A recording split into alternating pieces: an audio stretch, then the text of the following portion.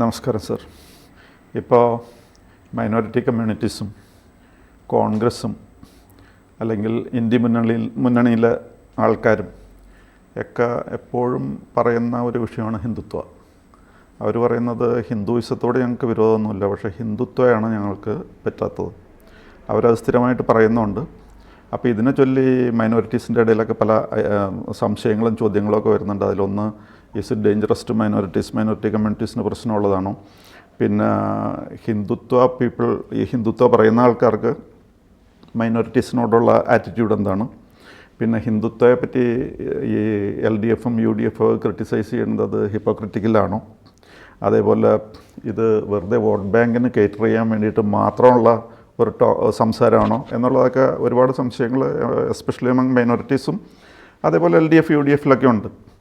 അപ്പോൾ ഇതിനെപ്പറ്റി എനിക്ക് സംശയം തോന്നുമ്പോൾ ചോദിക്കാൻ ഏറ്റവും പറ്റിയ ആൾ സാറാണ്. സാറിന് നല്ലപോലെ അറിയാവുന്നൊരു വിഷയമാണ്. അപ്പോൾ അതൊന്ന് first of all I would like to know what is actually meant by Hindutva. ഈ ഹിന്ദുത്വ അത് ഇംഗ്ലീഷിൽ ഹിന്ദുനെസ് എന്ന് ട്രാൻസ്ലേറ്റ് ചെയ്യാം.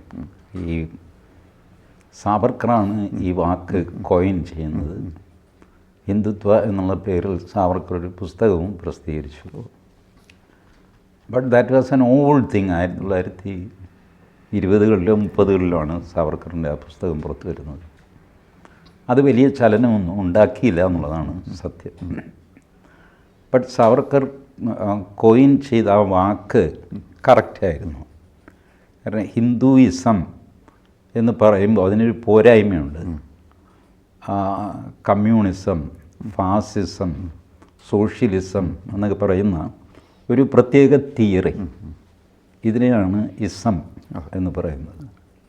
ഇൻസിഡൻ്റലി ഇസങ്ങൾക്കിപ്പുറം എന്ന് പറഞ്ഞ് P. ഗോവിന്ദപിള്ളയുടെ ഒരു പുസ്തകമുണ്ട്. ഇസങ്ങൾക്കപ്പുറം എന്ന് പറഞ്ഞിട്ട് S. ഗുപ്തൻ നായരുടെ പുസ്തകമുണ്ട്. അപ്പോൾ ഈ ഇസം എന്നുള്ളത് തന്നെ ഒരു കണ്ടൻഷ്യസ് ഇഷ്യൂ ആയിരുന്നു എന്നും. അപ്പോൾ ഇസം എന്നുള്ള വാക്ക് ഹിന്ദുവിനെ സംബന്ധിച്ചിടത്തോളം ശരിയല്ല. ഹിന്ദു കുറച്ചുകൂടെ വിശാലമായ ഇൻക്ലൂസീവായൊരു വാക്കാണ്. അപ്പോൾ അതൊരു ക്വാളിറ്റിയാണ്, ഇസമല്ല, ഒരു പ്രത്യേക തിയറിയല്ല, ഒരു ജനതയുടെ ക്വാളിറ്റിയാണ്. ഓക്കെ, ആ ക്വാളിറ്റിയിൽ തെറ്റും ശരിയും ഒക്കെ ഉണ്ടാവാം. TG മോഹൻദാസിൻ്റെ ഒരു സ്വഭാവമുണ്ട്. അതിൽ കുറ്റവും കുറവും ഒക്കെ സാർ കണ്ടുപിടിക്കാം. ബട്ട് TG മോഹൻദാസ് അങ്ങനെയാണ്. അപ്പോൾ മോഹൻദാസ് ഇസം എന്ന് പറയുന്നതിൽ നല്ലത് മോഹൻദാസ്നെസ് ഇതാണ്, വിച്ച് ഷോസ് ഹിസ് ക്യാരക്ടർ. അപ്പോൾ ഹിന്ദുവിൻ്റെ ക്യാരക്ടർ, അതിനകത്ത് ഹിന്ദുവിൻ്റെ കൾച്ചർ, ആചാരം, ദുരാചാരം, അനാചാരം, അത്യാചാരം, നല്ലത്, മഹത്തായത്, ഇതെല്ലാം ഇതിനകത്ത് പെടും. അതെല്ലാം ചേർന്നതാണ് ഹിന്ദു. ഓക്കെ, ആ വാക്ക്.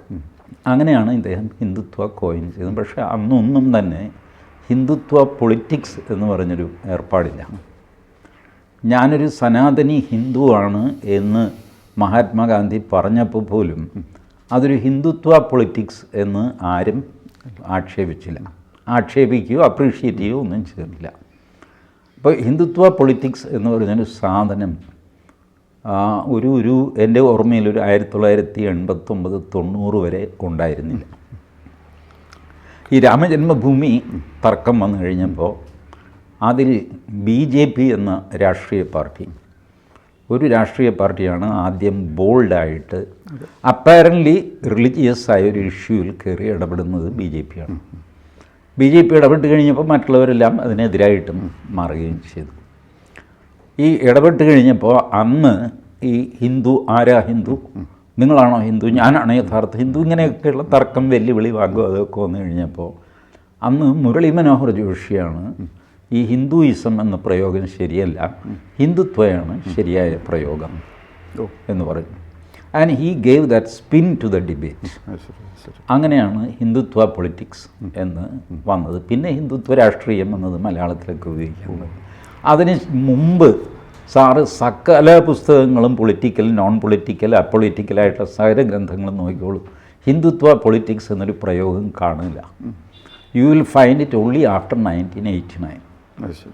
That was because primarily this doctor Murali Manohar Joshi കൊടുത്ത സ്പിന്നാണ്. ഓക്കെ. അതിനു മുമ്പ് ഭാരതീയ ജനസംഘം, ഈ BJPയുടെ ആദ്യ രൂപം, അവർ ഹിന്ദു പാർട്ടിയാണ്, ഹിന്ദുക്കളെ സപ്പോർട്ട് ചെയ്യുന്നു, മൈനോറിറ്റീസിനെ ഉപദ്രവിക്കുന്നു, ഇങ്ങനെയൊക്കെയുള്ള ആരോപണങ്ങളൊക്കെ ഉണ്ട്. അപ്പോഴും ഹിന്ദുത്വ പൊളിറ്റിക്സ് എന്നുള്ള പ്രയോഗമില്ല. ഇത് വന്നത് പിന്നീടാണ്. അപ്പോൾ ഞാനൊന്ന് ചോദിച്ചോട്ടെ, is it in any way dangerous to minorities? ഈ ന്യൂനപക്ഷങ്ങൾക്ക് ഈ ഹിന്ദുത്വ എന്നുള്ള കോൺസെപ്റ്റ് ന്യൂനപക്ഷങ്ങളെ എങ്ങനെ ബാധിക്കും? എന്തെങ്കിലും അപകടം ഉണ്ടോ അതിൽ? ഈ പറഞ്ഞ കാര്യത്തിൽ ന്യൂനപക്ഷം എന്നുള്ള ഒരു വാക്ക് തന്നെ അത് അതിൻ്റെ ഫ്രെയിം ഓഫ് തിങ്ങിൽ ഇല്ല. സാർ നോക്ക്, ബേസിക്കലി ഇന്ത്യൻ പൊളിറ്റിക്കൽ പാർട്ടികൾ ഇപ്പോൾ ഏകദേശം എല്ലാ പൊളിറ്റിക്കൽ പാർട്ടിയും ഒന്ന് തന്നെയാണ്.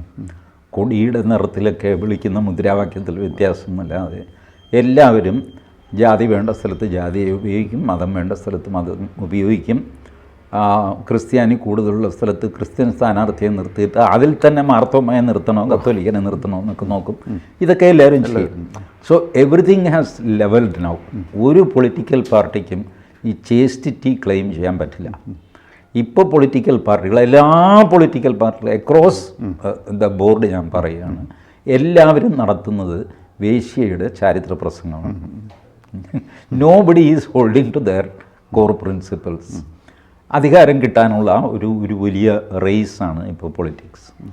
ബട്ട് ഇതില്ലാത്ത ഒരു കാലഘട്ടം ഉണ്ടായിരുന്നു, അല്ലെങ്കിൽ ഇത് ഇത്ര വ്യക്തമാകാത്ത ഒരു കാലഘട്ടം ഉണ്ടായിരുന്നു. അന്ന് നമ്മുടെ പൊളിറ്റിക്കൽ പാർട്ടികൾ ബ്രോഡായിട്ട് നമുക്ക് മൂന്നായിട്ട് തരംതിരിക്കാം. ഒന്ന്, ഭാരതം എക്കാലത്തും നിലവിലുണ്ടായിരുന്നു. കുറഞ്ഞത് 10,000 വർഷത്തെ പഴക്കമെങ്കിലും ഈ ഭാരതത്തിനുണ്ട്. ഇതിപ്പോൾ ബ്രിട്ടീഷുകാർ തല്ലിക്കുട്ടി ഉണ്ടാക്കിയ രാജ്യമൊന്നുമല്ല. അതിർത്തി വ്യക്തമായിരുന്നില്ല, പക്ഷേ രാഷ്ട്രം എന്ന സങ്കല്പം ഉണ്ടായിരുന്നു. ഇത് ശരിയുമാണ്, വേദങ്ങളിലൊക്കെ രാഷ്ട്രം എന്നുള്ള സങ്കല്പമുണ്ട്. ആ വാക്ക് തന്നെയുണ്ട്, രാഷ്ട്രം എന്നുള്ള വാക്കുണ്ട്. രാഷ്ട്രം ചേർത്ത് പേരുണ്ട്, ധൃതരാഷ്ട്രൻ. മഹാഭാരതത്തിലൊരു കഥാപാത്രമാണ് രാഷ്ട്രം എന്നുള്ള പേര്. ഇത് കൂടാതെ രാഷ്ട്രായ, രാഷ്ട്രേണ, ഇതുപോലെ വിശേഷണ പദങ്ങളും ഒക്കെ ചേർത്ത് കഴിഞ്ഞാൽ ഒരു അറ്റ്ലീസ്റ്റ് 300 സ്ഥലത്ത് വേദങ്ങളിൽ തന്നെ രാഷ്ട്രം പരാമർശിക്കപ്പെടുന്നുണ്ട്. So this nation was existing since time immemorial എന്ന് വാദിക്കുന്ന ഒരു വിഭാഗം, അവരെ രാഷ്ട്രവാദി എന്ന് വിളിക്കാം. അങ്ങനെയല്ല, ഈ രാഷ്ട്രം ഉണ്ടായത് ബ്രിട്ടീഷുകാർ നാട്ടുരാജ്യങ്ങളെയൊക്കെ കൂട്ടിയോജിപ്പിച്ച് ഒക്കെ ചെയ്തിട്ട് അവരൊരു ഇന്ത്യ ഉണ്ടാക്കി, പിന്നെ പട്ടേൽ അത് ഇൻ്റഗ്രേറ്റ് ചെയ്തു. അങ്ങനെ ഉണ്ടായ ഒരു രാഷ്ട്രം 1947 ആഗസ്റ്റ് 15-നാണ് ഇതിൻ്റെ ഉദയം. ഇങ്ങനെ വിശ്വസിക്കുകയും പ്രവർത്തിക്കുകയും പ്രസംഗിക്കുകയും ചെയ്യുന്ന ആൾക്കാർ ബേസിക്കലി നെഹ്റുവിയൻസ്, അവരൊക്കെ ഈ വാദം ഉന്നയിക്കുന്നവരാണ്. അവരെ സംബന്ധിച്ചിടത്തോളം ഇതിനിങ്ങനെ ഈ പഴക്കമൊന്നുമില്ല. സ്ഥലം അവിടെ ഇവിടെയൊക്കെ ഉണ്ടായിരുന്നു എന്നുള്ളതല്ലാതെ ഈ പറയുന്ന മാതിരി ഭാരതമൊന്നും നിലവിലുണ്ടായില്ല. Let us accept the fact ബ്രിട്ടീഷുകാരാണ് ഇത് ഉണ്ടാക്കിയത്. ഇതിനെ ഈ രീതിയിൽ ടെറിട്ടറിയൊക്കെ നിർവചിച്ച് ഒരു രാഷ്ട്രമാക്കിയത് ബ്രിട്ടീഷുകാരാണ്. ഇത് അവരെ നമുക്ക് നവരാഷ്ട്രവാദി എന്ന് വിളിക്കാം. ഇനി മൂന്നാമതൊരു കൂട്ടരുണ്ട്, അവരാണ് ബേസിക്കലി കമ്മ്യൂണിസ്റ്റുകാരൊക്കെ അങ്ങനെയാണ്, ബഹുരാഷ്ട്രവാദികളാണ്. ഭാരതം ഒറ്റ രാഷ്ട്രമല്ല, ആവേണ്ട കാര്യവുമില്ല. അല്ല, ഭാരതത്തെ ഡിവൈഡ് ചെയ്തപ്പോൾ അതെ, കമ്മ്യൂണിസ്റ്റുകാർ ഹാപ്പി. അവർ ഈ സബ് നാഷണാലിറ്റി എന്ന് പറയും, 17 വിഭജിക്കണം, 16 വിഭജിക്കണം എന്നൊക്കെ പറഞ്ഞ് ബ്രിട്ടീഷുകാർക്ക് നിവേദനം കൊടുക്കുക. അവരിപ്പോഴും ഉള്ളിൽ വിചാരിക്കുന്നത് ഭാരതം എന്ന് പറയുന്ന ഒരു സിംഗിൾ എൻറ്റിറ്റി അല്ല. അതുകൊണ്ട് സാർ നോക്കിക്കോളൂ, ഏറ്റവും അധികം ഫെഡറൽ എന്നുള്ള വാക്ക് ഉപയോഗിക്കുന്നത് കമ്മ്യൂണിസ്റ്റുകാരാണ്. Why? Because they don't believe that this nation is an entire nation. ഇത് പല പല രാജ്യങ്ങളുടെ സംഘാതമാണ്. അതിനവർക്ക് ഒരു ന്യായം എന്താണെന്ന് വെച്ചാൽ, സോവിയറ്റ് യൂണിയൻ അങ്ങനെയായിരുന്നു, union of Soviet socialist republics, പല റിപ്പബ്ലിക്കുകളുടെ യൂണിയൻ. ഇതും പല റിപ്പബ്ലിക്കുകളുടെ യൂണിയനാണ് എന്നവർ പറയുന്നു.